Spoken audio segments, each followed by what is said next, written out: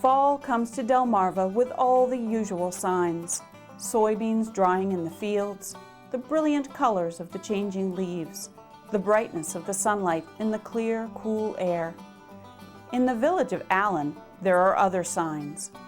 Every fall on the second Sunday in November, the Allen Lions Club and the community come together to put on a very special fundraising dinner. The Allen Beef Dinner has been a tradition for half a century. It's a time of beef and brotherhood, of friendship and fire, with a cast of dozens working for 5 days to put on a Sunday dinner for 1,000.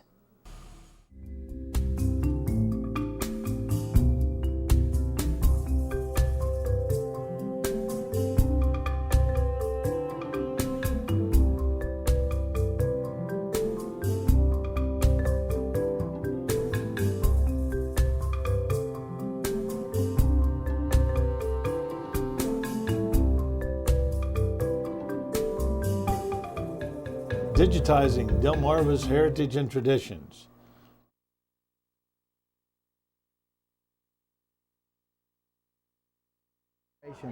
We have a lot of fun doing it. We always complain, but we always show up and have a big time. My father's generation and my grandfather's generation worked hard to make this dinner a success, and we offer foods that you don't get other places. For instance, when we make macaroni and cheese, we actually try to get cheese that came from cows who ate spring grass. Now, where does anybody put that kind of detail into the flavors they try to find? It's a yearly tradition that the Lions Club put on for their, to raise money, for sight and hearing and the community. Turnips, beef, sweet potatoes, macaroni and cheese, coleslaw. In this case, all-consuming. It takes an enormous amount of time and a lot of coordination.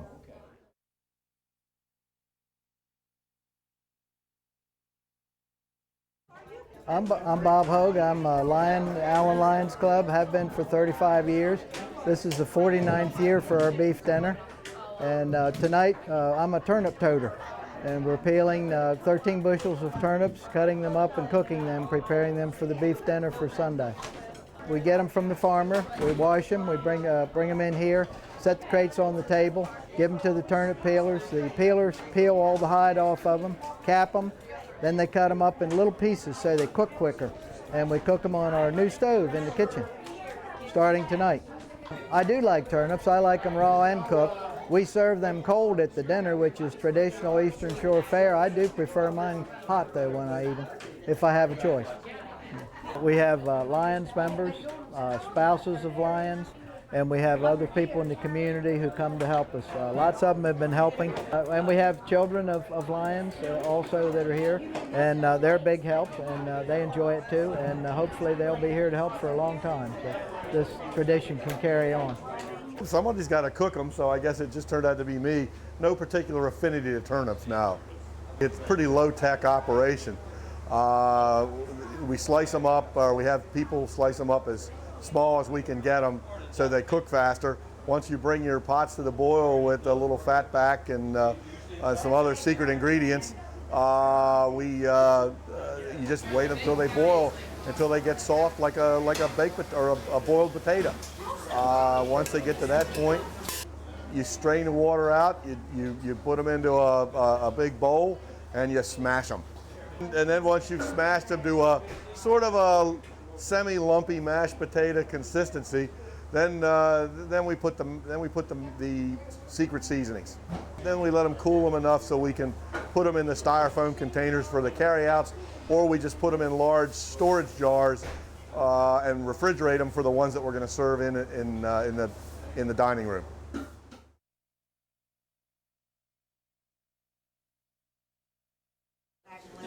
It's my job to organize the activities, be sure the food is here on time, all the utensils we need, everything we need is here on time. My job here is to purchase all the groceries with the exception of the beef and suet. That means all the dry goods, all the plates, the tomatoes, paper products, string, foil, wax paper. As you've probably seen, we have 4 or 5 page list of jobs and products. The person I have to give lots of thanks to is Harold Davis. For years he did this job. He kept notes which were unbelievable to the total amount that we needed, the length and the weight of everything we needed to buy. So I have to thank him. He's just made the job easy. If anyone else would like to have this job, they may have it. Then we have people like John Shahan, who procures the beef, which is a big part of our dinner, of course.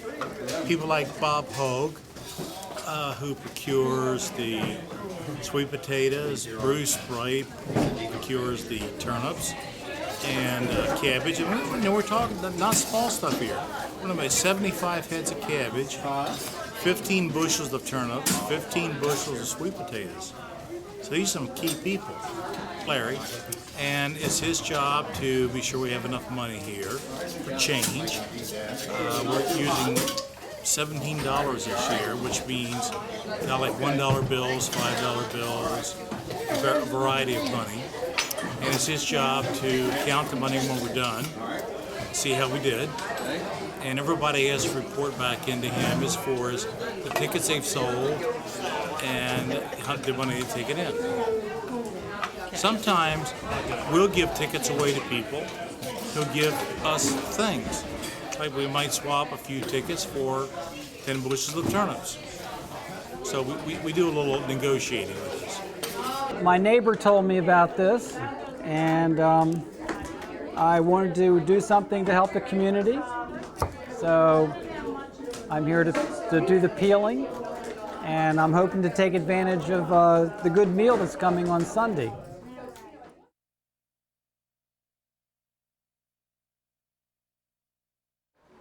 My name is Pauline Nichols, and I've been coming out here, this is the 49th year. It was his life. He just loved it. He loved the Lions Club. He was the first president, and he was the 25th president. And he just eat and live for the Lions Club. He did.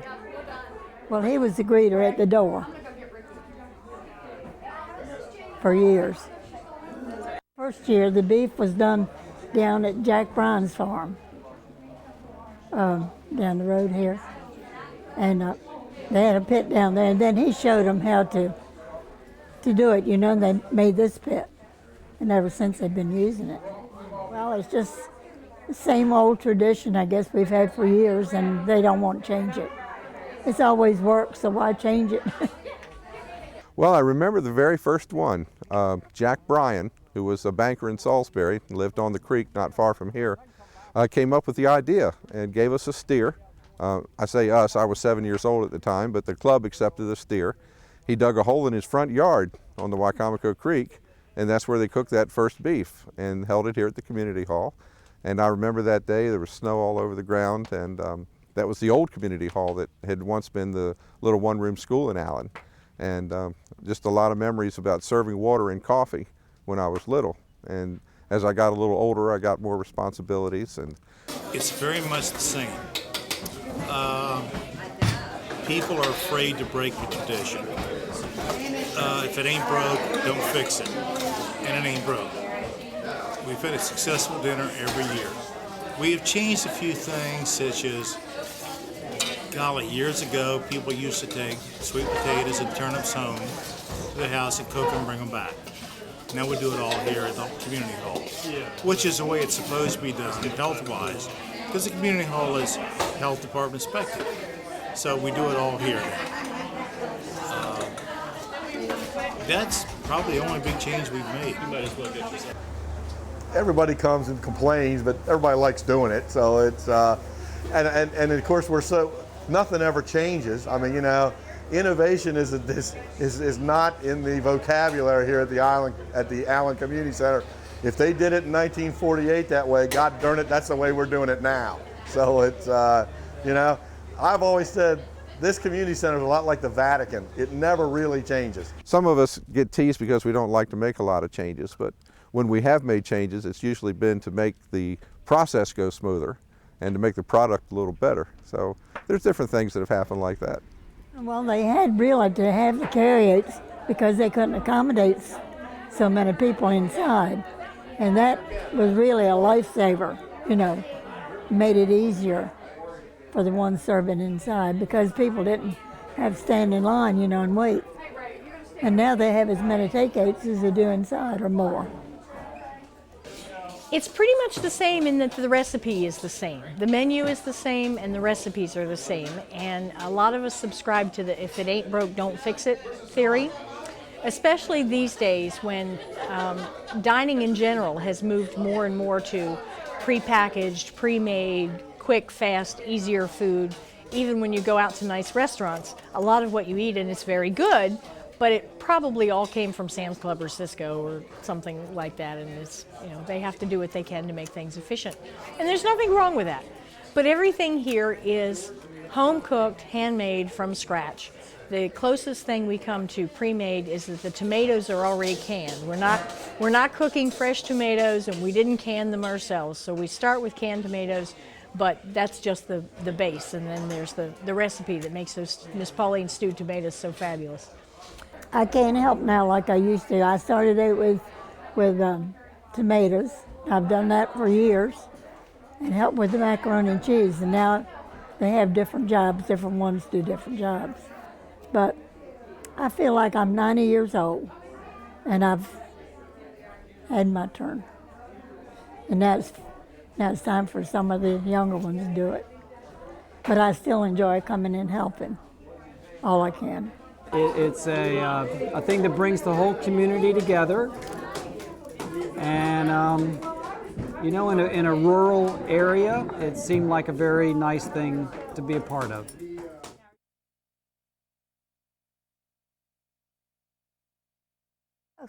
Tonight we're coring the tomatoes, smashing the tomatoes up, getting a lot of the juice out of them, and putting them in cans, and we'll start cooking Saturday afternoon. We enjoy it. It's a great social time for the community. Last night, 60 people turned out for turnip peeling night. Not all Lions Club. This is not a Lions Club day, even though it's called that. It's a community dinner. For 60 people. Tonight we've got probably 45 people for tomato night. We're finishing up turnips. We're doing sweet potatoes. For me, I'm going to go in the back then. I thought you would. It's really a community activity. In church last week, I called it a festival. Some people call it Hell Week, but it's a big week for us. We make our money that we use to support charities. We donate to the fire department. We pay for the Allen street lights from it. I'm Larry Stuckey. I'm pastor of Asbury United Methodist Church in the village of Allen, and I'm in my 9th year. This dinner given by the Lions Club is a little more ambitious in the amount of things that they serve. My name is Melissa Bright, and I don't know how long I've been doing this. This is part of my childhood growing up. When you're a child in Allen, you get to do certain very non-hazardous jobs as a small child, and then you graduate and do more and more things. And so I missed the couple of years that I was away in college, and the first year that I was married, my husband was in the Marine Corps and we weren't here. But other than that, I'm 52 years old, so I've probably done maybe 40 of them. I think in some way I've probably participated in close to 40, but I don't really know the years. You can see we have sweet potatoes out here. These have been cooked and peeled, and they're going to be in cold storage until we serve them. But you don't want to pile them up while they're hot and then put them in the chiller because they'll sour. We learned that the hard way once or twice when people got, and they, you know, they mean well. We have 15 bushels of sweet potatoes to prepare, so it's very easy to get all enthusiastic and go, okay, this pan's ready to go. But you really have to slow down and let them cool off completely before you chill them, because if you don't, you're going to end up with soured and no good sweet potatoes. Same thing with the turnips. The turnips have to be pretty much room temperature before you can chill them down because they could sour. We boil the macaroni the day before we add it to the sauce, which is done the morning of the dinner. And that's another tricky thing. We have to rinse the macaroni in cold ice water until it's completely chilled. Then we drain it really, really well, and then it's put in cold storage until we're ready to mix it with the cheese sauce.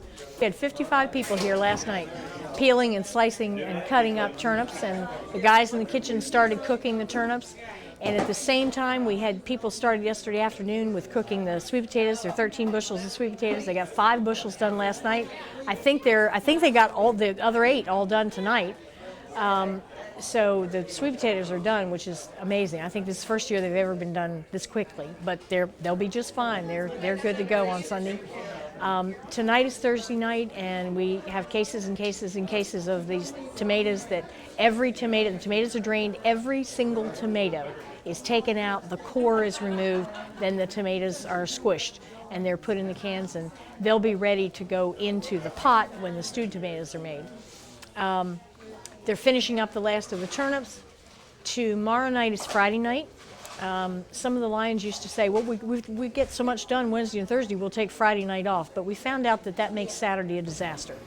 So tomorrow night we'll make about 15 gallons of cheese sauce. We use that old-fashioned Daisy cheese. It comes in a 20-pound wooden wheel. Although this year they weren't wooden, so I was really disappointed, first time ever. But they're still good Daisy cheese, good cheddar cheese. It's not too strong, but it has a good rich flavor. And we'll use 100 pounds of that cheese to make the cheese sauce. And they will, on Saturday, they'll have the cabbage chopped and the carrots grated, and the coleslaw dressing will be mixed. We have that's another tricky thing. A few people are able to get that just right, but we'll have that mixed up, and then Sunday morning we'll mix the macaroni with the cheese sauce and bake that and mix up the coleslaw. We are, as we prepare these things through these 2 or 3 nights of preparation, we are packing some of the things for the carryouts. We can go ahead and put turnips in little containers. We will start gravy Saturday as well, and once that cools, we can pack some of the gravy for carryouts ahead of time. We'll start gravy Saturday, but the gravy maker will be making gravy all day Sunday. He'll be just constantly making gravy. And the same thing with the stewed tomatoes. We're going to make some stewed tomatoes on Saturday, and once they're cool, we'll pack some carry-out containers of stewed tomatoes. But the stewed tomatoes are another thing. It's an ongoing cooking thing all day Sunday until they're all cooked and the crowd thins down. Well, I look forward to being with the people that we've worked with. We all get along wonderful. We all have a job and we do our jobs. And that's what makes it so successful.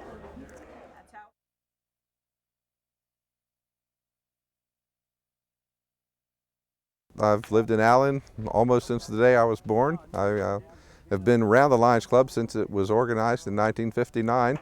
And with the exception of a couple of years in college and maybe 1 or 2 others, I've attended every beef dinner we've had. Well, right now we're building a fire. We started about 11 this morning. We'll keep feeding the fire until about 9 or 10 o'clock tonight, when we hope to have a good bed of hot coals. Well, I'm Dick Warren. I'm retired judge, circuit court. Used to live down here in Allen, still in the Allen Lions Club. And in the beef dinner, while I'm working right now in the fire pit crew. As you can see, I'm really actually not working right now while they're doing all the work, but then during the dinner, I'm mostly a waiter. It seems like when you get a job here at the beef dinner, you get that job permanently. So this is where I started, and this is where I still am. Well, I can remember years ago when first started, I guess, it was a smaller group, a smaller community then. And I was younger, and I could stay here until past midnight, and we'd sit around and after get the beef put on, and just kind of sit around and talk. And I think Rick, I overheard Rick saying earlier, mostly for us young guys, it was just sitting around listening to the old timers talk about how things were in the old days, and the days when this was a one-room schoolhouse, and how things worked in a one-room schoolhouse. And it was like living history. I think the other thing that really has struck me about this place is to see the continuity from one generation to another. Like the fellow here earlier, Eddie Moore, who's, gosh, I can remember him when he was just a little kid. And I don't know whether I should reveal this secret or not. No, I won't reveal. But I can remember him sitting on my knee as a little kid Now he's a great big strapping man, you know. I can remember when his grandfather worked here and when his father worked here, and he's got a boy coming up, and you know, and like Rick, same thing. You know, Rick started out as a young kid, and his grandfather worked here, and his father worked here, and now his son's working here, and it's kind of neat. You don't see that too much anymore. Well, as much work as it is, it's also fun. The camaraderie, just putting something together and seeing it actually work. And I don't know. It's it's an important thing for the Lions Club too. It's the major fundraiser and keeps the lifeblood of the club going, so to speak. And I guess tradition's a big thing too. You know, it's a tradition here. One of the biggest changes has been our drive-through carry-out window. That has been a fabulous, fabulous thing because it cut down on congestion. People no longer have to wait in line to get in the front door to then say, I want to carry out, which then has to be, the ticket gets carried back to the kitchen and then it has to be fixed. And we've eliminated that congestion and that wait by and large. Sometimes the line for carryouts is still kind of long, but it moves much more quickly now because we pre-pack a lot of things. It's handmade recipes and homemade food, but we pre-pack the carryouts the day before so that we're able to just put things together, and we take the whole bag and put it out the window, and there's a line out there to give it to the people in the car. So that's been a huge benefit and probably the biggest change I could think of. We have actually made some changes over the years. We've got a big iron pipe around the pit over here behind me now. That was after 2 or 3 of our members came close to falling in. So that's been a very much appreciated safety feature. It's almost like a Curry and Ives scene, especially if it's cold and we're all huddling around the fire and we're telling stories, just trying to keep each other amused. As I say, growing up here, I remember so much enjoying the old stories from my father's generation and my grandfather's generation. And you learn a lot, and you don't have to say a word, and you can just learn so much. And I think it's the camaraderie, it's the idea that we are actually here doing something, and we go late into the night. There's been times when people would bring beverages that added to the party atmosphere, and that always made things go a nice way. So it's just a really good time of fellowship, and something you don't see very often anymore.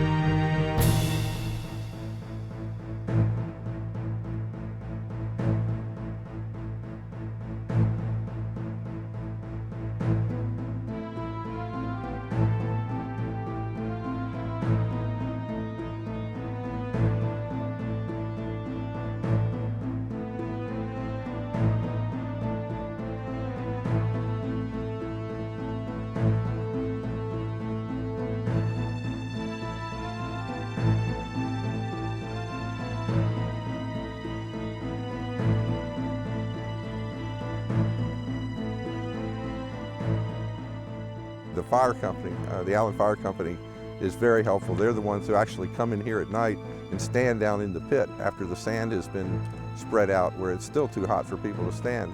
And we keep fire extinguishers close by because we always have to hose somebody down after they've been in there a little while. So it really is a full community effort.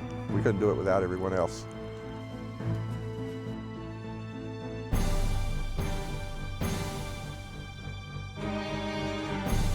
Just to give you some FYI, we finally did a test.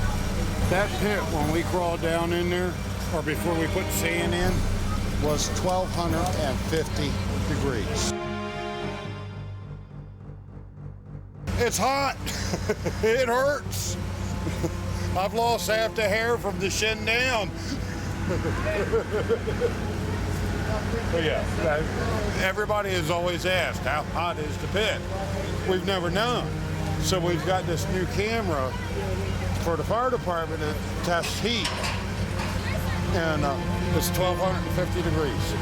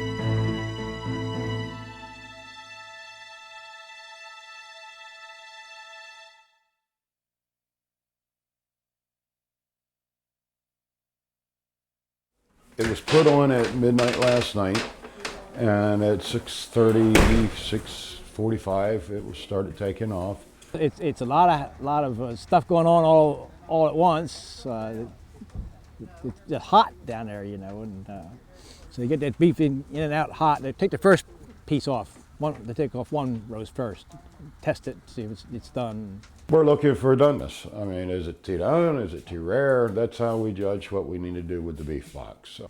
If that's done, then the rest of them come off, and that's a lot of stuff going on all at once because they got to get it out there in a hurry. It is then taken off the pit and put in what we call the beef box, which is an insulated box, and it will go in there and it will continue cooking. So we have to be very careful that it isn't too done, or we have, you know, because there is no thermostat on there to regulate the temperature in the beef box. We have to do it by either opening the door and letting air in, or keeping the door closed and let it continue cooking. And that's where we are right now. It is probably 7:30 in the morning. We've got all the beef off. The breakfast has been served thanks to several line members. We usually have pancakes and eggs and bacon, nice high cholesterol breakfast. And we're just getting ready to go. At 10 o'clock, 3 of us will be up here starting slicing, and we'll slice until 5 o'clock tonight or until the beef is gone. Captain Jack Bryan, who was the founder of this dinner, sliced it in the early years, and then that job was taken over by Lewis Nichols. Lewis trained his son Ralph, and Ralph did it. I can remember when Mr. Lewis was doing it, but mostly I remember Ralph doing it. And Ralph was meticulous about how that beef was sliced, as his father had been. He was very, very picky about how the beef was sliced. You have to slice it across the grain. And if the beef is sliced correctly, you don't need a knife to eat it. It will just pretty much melt in your mouth. It'll be so tender. But if it's sliced wrong, you're better off with a piece of shoe leather. So if the beef is sliced wrong, we're risking our reputation as well as wasting good beef. So it has to be done correctly. Ralph spent years training my husband to step into his shoes, and my husband Bruce is now the chief beef slicer, so he's training other people as well. But it's a tricky thing because the grain in the beef doesn't all run the same way through a whole roast. You have to keep watching that grain and turning the roast and turning the roast and turning the roast on the slicer to make sure you're cutting it properly. It will be a madhouse. We, in 6 hours, will slice 1,650 pounds of beef, and have it prepped in on plates for everybody to serve and to eat. When I sell a ticket to somebody, what I normally tell them, if they have to take a knife and cut the beef, I'll buy the ticket for them. It's always been nice and tender, it's cut right, it's just remarkable the process that it goes through. At this point in life with the guys that I have back here, I have myself and another slicer, it's just routine. We know what we need to do, we know which way we need to slice it. It's routine at this, but it's more than a process. It's, like I said, this takes years of experience. I've had the job for a number of years now of organizing the wait staff. So we'll be responsible for the waiting on tables, bussing them, serving the meals to everyone, trying to make sure everybody gets all they want while they're here. It is an all-you-can-eat dinner, and we advertise to start about noon, but the first people will be here around 11 o'clock, and we'll serve them what we have, and probably go until 4:30 or 5. Hopefully we'll serve about 1,000 people, 1,100 people at the most, half through the carry-out window, about half inside.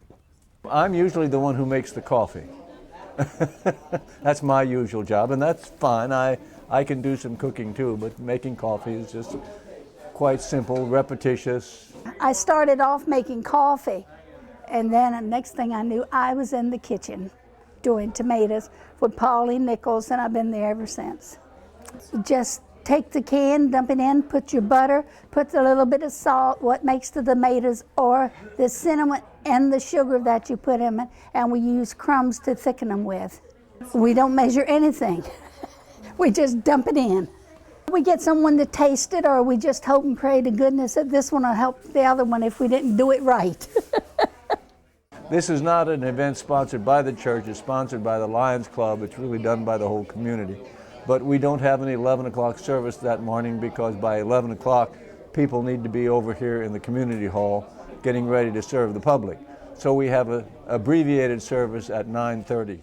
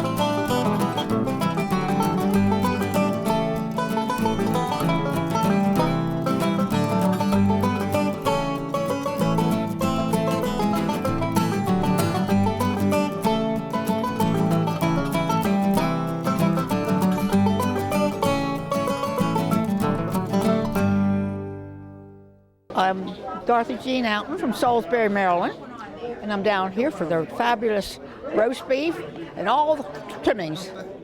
The roast beef and the macaroni and cheese, I think, were the hit today. We always tried to come, you know, and we've been here when it's been bad weather, but everybody came anyway. My name is Linwood Barnes, and I'm from Snow Hill, and we come over every year for it. Have for probably the last 6 or 8 years anyhow, maybe more. Now, I've got to admit, I come for the roast beef and the macaroni and cheese. I like the other things, but I probably wouldn't be driving from Snow Hill for cold turnips and cold sweet potatoes, but I definitely drive from Snow Hill for the roast beef and the macaroni and cheese. We've always come into the dining room. We've never been through the carry. She suggested it. My wife has suggested it a couple of times, but we have never gone through the carry. We just enjoy coming in, eating what we want, and leaving. We were the first ones at this table, and then they seated these people beside us, and we've enjoyed striking up a conversation. Oh, I like all the homemade cooking here. It's all good. Yeah, the turnips are real good. Beef was good. It's all good. I belong to Salisbury Metro Lions Club. Of course, this is the Lions Club. Robert Hogg from Princess Anne calls me, tells me about it. I mail him a check, and he mails me the tickets. It works out very well. And then we get to see some of the Boy Scouts. We know their families. We get to see them and talk with them on the way in. It's just an afternoon.